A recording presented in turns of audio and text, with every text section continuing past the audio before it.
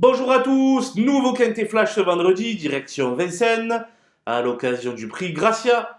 16 trotteurs âgés de 7 à 11 ans vont s'affronter sur le parcours classique des 2700 mètres de la grande piste. Une épreuve de qualité assez moyenne dans l'ensemble, dans laquelle les principaux favoris devraient répondre à l'appel. Et on voit ça tout de suite avec mon analyse.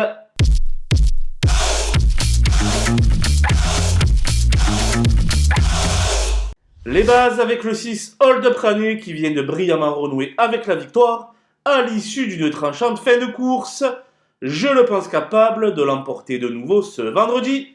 L'As Ortino est indissociable du représentant de Maxime Bézier. Ils se tiennent de très près au papier et le parcours fera certainement la différence entre eux.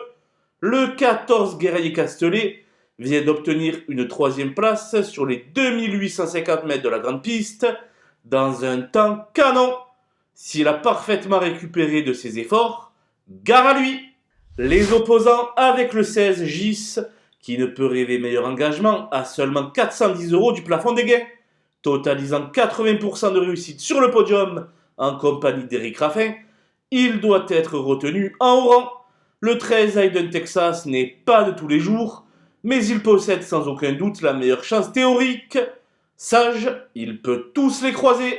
Le 8 Héraldique est euphorique à l'heure actuelle, mais manque de référence dans le temple du trot. Pour autant, il est impossible de le laisser de côté. Le 11 Haïtian Fight Song est dans le même état de forme que son rival précédemment cité. Avec Benjamin Rochard aux manettes, sa place est à l'arrivée. Mon coup de poker sera le numéro 5 Go Waybird, qui s'était imposé en costaud lors de son avant-dernière sortie sous la selle, mais qui n'a pu répéter depuis. Cela étant, l'écurie de Junior Gelpa tournant en plein régime actuellement, il est en droit d'apporter une bonne réplique. Les outsiders avec le 3 Giant Madrick qui est pleine peau actuellement, mais il faut souligner que Mathieu Abrivard l'a délaissé au profit de Guerrier Castellet. Il a sa place au bout d'une combinaison élargie. La dernière sortie du de Golden Grace n'est pas à prendre au pied de la lettre. Elle aussi fait partie de mes regrets dans cette épreuve. Rien ne va plus pour le 7 Galantofort qui ne veut plus y aller en ce moment. Pourtant, si elle daigne rester sage, elle peut faire afficher une belle cote. Le 15 Gold d'Écroville trouve de superbes conditions de course au sortir d'un meeting azuréen très mitigé. Il va lui falloir montrer un autre visage pour rivaliser. Le 9 Harmoniously n'a pas encore foulé les pistes cette année. Cela ne s'annonce donc pas sous les meilleurs auspices.